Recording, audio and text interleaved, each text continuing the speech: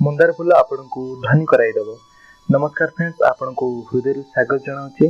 आपन जदि चैनल को सब्सक्राइब करना तेबे सब्सक्राइब करंतु एवं बेल आइकन को प्रेस करी चैनल फायदा उठांतु।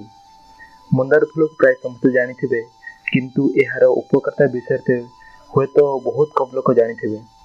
मंदार फूल को विभिन्न पूजा कार्य तथा फूलमाला करी ठाकुर को अर्पण करा जाय थाए। जीवन में केबे धनर अभाव घटे तेबे मंदार फूलर सठिक व्यवहार द्वारा धन समस्यार समाधान हो पारिबो। तेबे एहार प्रयोग विधि जानिबा पई वीडियो को शेष जाए देखंतु, जहा द्वारा मंदार फूलर अमूल्य उपकारिता जानि पारिबे। एथिपई आपण मंगलवार दिन 7टी मंदार फूल आनिबे एवं सूता साहाय्य फूलमाला तैयारी करंतु। वर्तमान फूलमाला को धूप दीप दे आपणकर सुविधा अनुसार घरर कौनसी स्थान रे सेही फूलमाला को रखी दियंतु।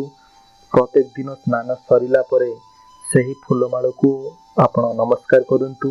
नेक्स्ट सोमवार दिन सेही फूलमाला को कौनसी एक 4 छक थिबा रास्ता कड़े रखी दे आसंतु। पुणी मंगलवार दिन 7टी मंदार फूल आणंतु एवं सूता साहाय्य फूलमाला तैयारी करंतु। वर्तमान फूलमाला को दीप दीप दे आपणकर सुविधा अनुसार घरर कौनसी स्थान रे सेही फूलमाला को रखी दियंतु। प्रत्येक दिन स्नान सरिला परे सेही फूलमाला को नमस्कार करंतु एवं नेक्स्ट सोमवार दिन सेही फूलमाला को कौनसी एक 4 छक थिबा रास्ता कड़े रखी दे आसंतु। एहीपरि आपण जदि 3टी मंगलवार करिदेबे तेबे निश्चय आपणकर धन आसी थाए, धन समस्या मुक्ति मिली थाए, धन जेकोसी उपरे मध्य आपणको पाखकु आसी थाए। आपणको पुणी थरे नमस्कार जणाउछि। आपणको जदि भिडियोटी मन को छुई थाए तेबे निश्चय लाइक शेयर कमेंट करंतु एवं पितामातांकर सेवा करंतु। नमस्कार।